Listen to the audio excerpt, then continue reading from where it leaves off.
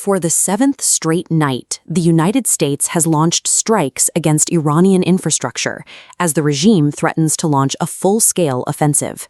The center of this escalation is the Strait of Hormuz. It is the primary artery for global energy, a narrow passage where nearly a third of the world's seaborne oil trade is squeezed through a single choke point.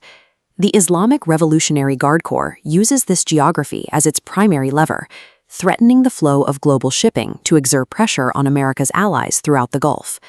Recent Iranian operations have targeted civilian vessels and regional infrastructure, including a water desalination plant in Kuwait, moving the conflict beyond strictly military targets.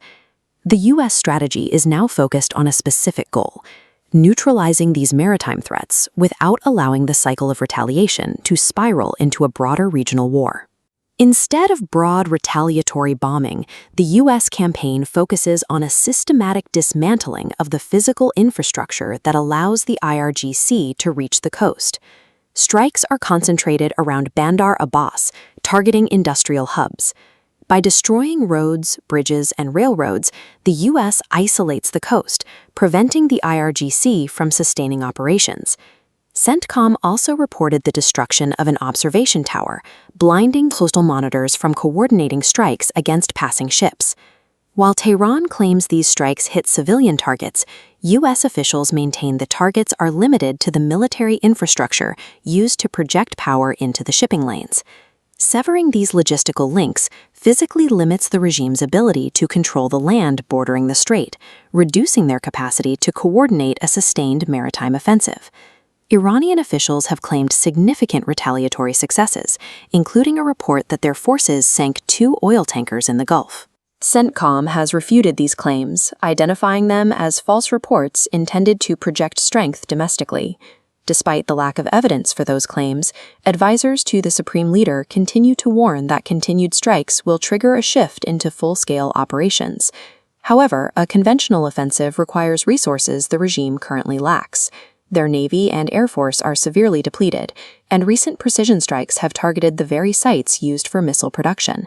Without the ability to protect its own airspace or resupply its coastal batteries, the regime's military options are increasingly restricted to asymmetric tactics rather than a conventional full-scale war. The kinetic strikes on the coast are synchronized with a second front focused on the regime's internal stability. Inside Iran, the economy is under severe strain.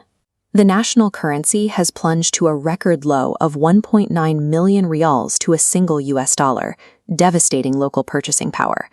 This economic decline has left the military leadership relying on aggressive rhetoric to maintain a sense of control, a tactic reminiscent of historical wartime propaganda used to mask domestic instability.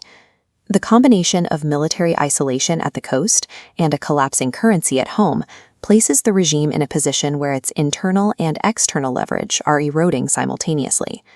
The U.S. objective is focused on stripping Iran of its ability to weaponize the Strait of Hormuz, stopping short of a ground invasion or a drive for regime change.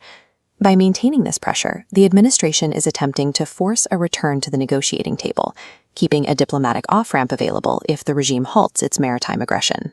By dismantling the geography of Iran's coastal defense and intensifying the domestic economic strain, the U.S. is narrowing the regime's strategic path toward a single outcome: a return to negotiations from a position of weakness.